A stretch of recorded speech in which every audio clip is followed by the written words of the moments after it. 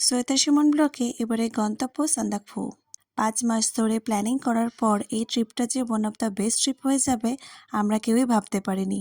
আজকে ব্লগে তোমরা দেখতে পাবে আমাদের কামরূপ এক্সপ্রেসের অভিজ্ঞতা, এনজিপি থেকে মানেভঞ্জন হয়ে তুংলিং যাওয়ার জার্নি। মাত্র ২-৩ দিন হাতে নিয়েই আপনারা এই সান্দাকফু ট্রিপ করতেই পারেন। কোথায় থাকবেন, কিভাবে আসবেন, কতটা এক্সপেন্স হবে, সব কিছু ডিটেলস থাকবে এই ভিডিওতে। ভিডিওটা ভালো লাগলে একটা লাইক, কমেন্ট অ্যান্ড সাবস্ক্রাইব করে দেবেন। আর এখনও যারা সাবস্ক্রাইব করেননি তারা একবার সাবস্ক্রাইব করে দিন, আরও নতুন নতুন ভিডিও আপনাদের জন্য ওয়েট করছে।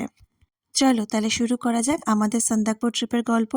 সর্বপ্রথম সবাইকে জানাই নমস্কার। আশা করি আপনারা সবাই ভালো আছেন। আজ ১৫ তারিখ, আজ থেকে আমার ছুটি শুরু, কারণ আজকেই আমাদের সান্দাকফু যাওয়ার ট্রেন। সকাল সকাল ঘুম থেকে উঠে পড়েছি। অন্যদিন তো ঘুম থেকে উঠতে ইচ্ছা করে না, কিন্তু আজকে যেহেতু একটা আলাদা এক্সাইটমেন্ট আছে, 6:30 নাগাদই ঘুম ভেঙে গেছে। আজকে আমরা বন্ধুরা ট্রেনে খাওয়ার জন্য কিছু না কিছু বানিয়ে নিয়ে যাব, আর আমাদের দায়িত্ব পড়েছে ইভিনিং স্ন্যাক্স করে নেওয়ার জন্য। সর্বপ্রথম আলুটা আমরা সেদ্ধ করে নিয়েছি আলুর চপ বানাবো বলে। তার সাথে মটর কড়াই আর ছোলাও সেদ্ধ করে নিয়েছি। আর অন্যদিকে সুমন আলু খোলা সমেত আলু সেদ্ধ করে সেটাকে তেলে পোস্ত দিয়ে ফ্রাই করে নিচ্ছে। সকাল 11টা বাজে আর এখনও অবধি আমাদের মটরটা সেদ্ধ হয়ে গেছে।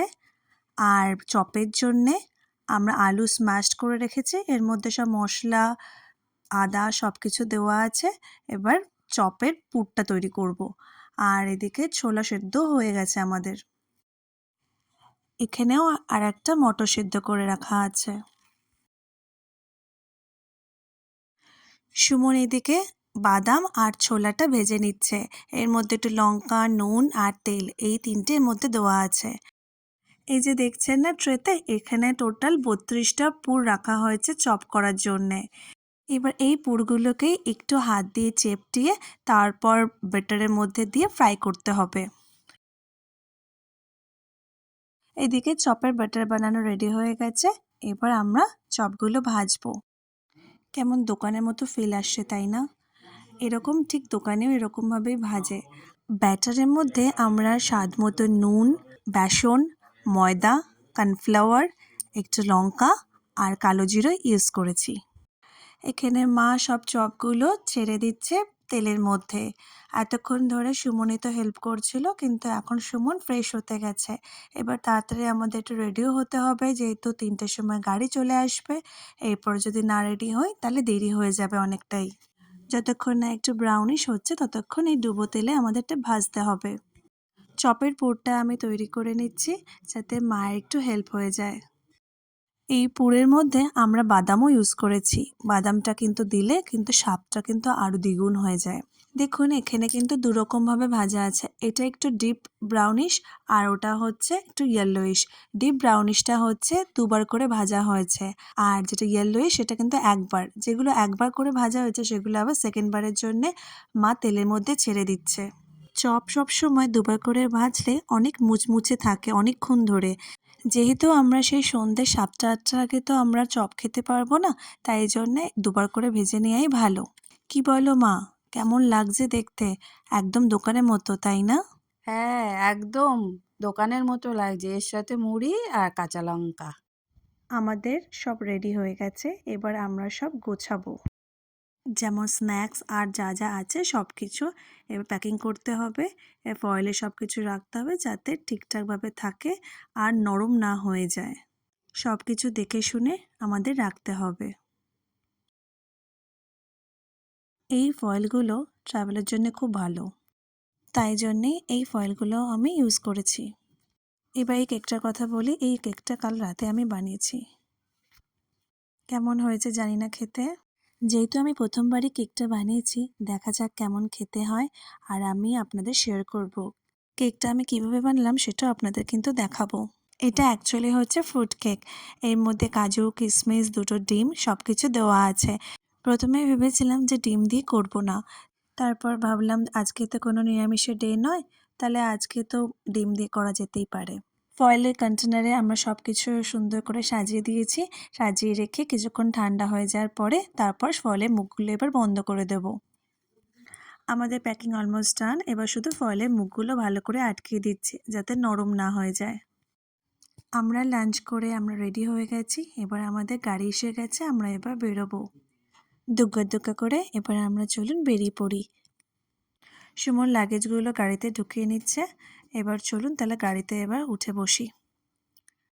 বাবা মাকে গুড বাই করে আমরা হাওড়ার উদ্দেশ্যে রওনা দিয়েছি। Twinning twinning. এই টি শার্টটা সুমনকে আমি ওর বার্থডেতে দিয়েছিলাম। তারপর আমার ওই টি শার্টটা দেখে এতটাই পছন্দ হয়েছে যে আমিও একটা কাস্টমাইজ টি শার্ট এরকমই বানিয়ে নিয়েছি। টি শার্টটা আমার এত ভালো লেগেছে তাই জন্যে আমি সেম লোগোতেই একটা টি শার্ট বানিয়ে নিয়েছি। পরে আপনাদের আমি একটা ফটো শেয়ার করব, দেখাবো কেমন হয়েছে।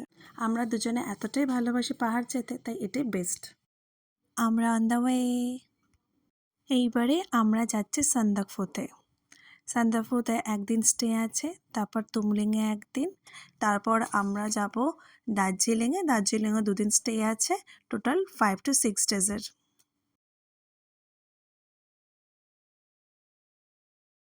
অনেকদিন পরই হাওড়া ব্রিজে আবার এলাম, না হলে তো সেকেন্ড ব্রিজ হয়ে সবসময় ধুলাগড়ে আমরা চলে যাই। হাওড়া ব্রিজে এসে গেছি মানেই হচ্ছে আমরা অলমোস্ট স্টেশনের দিকেই এগিয়ে এসেছি। এখন বাজে ঘড়িতে বিকেল 4টে। গাড়ি উবের পার্কিংয়ে দাঁড়ানোর পরে আমরা সব লাগেজগুলো নামিয়ে নিয়েছি। আমি কামরূপ এক্সপ্রেসে ফার্স্ট টাইম যাচ্ছি। ফার্স্ট টাইম এক্সপিরিয়েন্স কেমন হলো আপনাদের সাথে শেয়ার করব। চলুন তাহলে ভেতরে যাওয়া যাক। আমাদের ট্রেন আসার প্রায় 2 ঘন্টা আগেই পৌঁছে গেছি স্টেশনে। কাল সকাল 5:30টায় এনজেপি নামবো। আমাদের ট্রেন হচ্ছে বিকেল 6:30টায় আর আমরা পৌঁছে গেছি 4টে। তো আমাদের মতোই যদি কেউ ইভিনিংয়ে আফটার অফিস ট্রেন ধরতে চাও তাহলে কামরূপ এক্সপ্রেসে টিকিট বুক করতেই পারো তোমরা। স্বর্ণাভর সাথে আমাদের দেখা হয়ে গেছে আর বাকিদের জন্য এবার আমাদের ওয়েট করতে হবে। আমার মতো অনেকেই এটা জানেন, তাও একবার বলি, হাওড়া জাংশন হচ্ছে সবথেকে প্রাচীনতম, বৃহত্তম এবং ব্যস্ততম রেলওয়ে স্টেশন। দেখুন কত মানুষ এখানে ট্রেনের জন্য ওয়েট করছে। কেউ কেউ ওয়েট করছে তাদের ক্লোজড ওয়ানের জন্যে, আবার কেউ কেউ নিজস্ব তাদের বাড়ি নেই বলে এখানেই তারা থাকেন। আমাদের টিমে মোটামুটি সবাই এসে গেছে, এখনও 2 জন বাকি আছে। আর দেখুন এখনই কত লাগেজ, টোটাল 24টা লাগেজ আমাদের 12 জনের জন্যে। যেহেতু আমরা তাড়াতাড়ি এসে গেছি তো এখনও আমাদের হাতে 1 ঘন্টার টাইম, তো সেই আমরা কফি অর্ডার দিয়েছিলাম আর কফিটা সার্ভ করেছে হচ্ছে রনিত। কফির সাথে সাথে তো আমাদের ফটো তোলা, রিলস বানানো, অনেক মজা, অনেক আড্ডা, এগুলো তো আছেই। চলুন, ঘড়িতে এখন প্রায় 6:10। এবার কিন্তু আমাদের প্ল্যাটফর্মে এসে গেছে ট্রেন। আমাদের প্ল্যাটফর্ম নাম্বার ছিল 9। 9ই কামরূপ এক্সপ্রেস আসার কথা। কারেক্ট টাইম ছিল 6:30 আর অলরেডি 6টা থেকে গাড়ি দিয়ে দিয়েছে। যেহেতু এখন নভেম্বর মাস আর মোটামুটি ঠান্ডা পড়ে গেছে, তাই জন্যে আমরা স্লিপার জেনারেলি আমরা বুক করেছিলাম। আর যেহেতু বন্ধুরা মিলে আছি তাই জন্য অসুবিধা হবে না, সবাই আড্ডা মারতে মারতে চলে যেতে পারবো। আমাদের কম্পার্টমেন্ট ছিল S5। প্রায় 11 ঘন্টা আমাদের কামরূপ এক্সপ্রেসে কাটাতে হবে, তার জন্য যা যা প্রিপারেশন দরকার সবাই আমরা করে এনেছি। চলুন তাহলে এবার ট্রেনে ওঠা যাক। সব লাগেজগুলো ঠিকঠাক করে নিয়ে আমরা উঠে পড়েছি ট্রেনে। আমরা ছিলাম টোটাল 12 জন। 10 জন উঠবে হাওড়া থেকে আর একজন ব্যান্ডেল আর একজন হচ্ছে মালদা থেকে। আমাদের সিটগুলোর মধ্যে বেশিরভাগ সিটই আপার বাথে পড়েছে আর তার মধ্যে 2টো লোয়ার বাথ। আমি আবার মিডল বাথে বেশি কমফোর্টেবল ফিল করি। সুমন, রনিত, পুষ্কর লাগেজ তুলে নিয়েছে জায়গা মতো। যা হয় আর কি, এতদিন পর বন্ধুদের সাথে দেখা হলে সেই আগের যে গল্প, মজা, ইয়ার্কি সব কিছু নিয়েই সময় কেটে যায়। আমি সব জায়গায় 5 মিনিট লেট করে ঢুকলেও কামরূপ এক্সপ্রেস কিন্তু অন দ্য রাইট টাইম, একদম 6:30টায় কাটায় কাটায় আর কামরূপ এক্সপ্রেস গাড়ি ছেড়ে দিয়েছে অলরেডি। সাধারণত এসি ফার্স্ট ক্লাস ছাড়া অন্যান্য যে জেনারেল স্লিপার বলুন এগুলো একটু পরিষ্কার কমই থাকে, কিন্তু কামরূপ এক্সপ্রেসে কিন্তু নিট অ্যান্ড ক্লিনই আমি পেয়েছি, ওয়াশরুম বলুন বা কম্পার্টমেন্ট বলুন। ট্রেনে আবার বেশিক্ষণ বসে থাকলেই মনে হয় একটু খেয়ে নিই, কিছু খিদে পেয়েছে ভীষণ। বাঙালিরা শুধু শুধু গল্প করতে পারে না, একটুখানি স্ন্যাক্স খাবে, তারপর চিপস, কেক, বিস্কিট এগুলো না থাকলে একটু জমে না।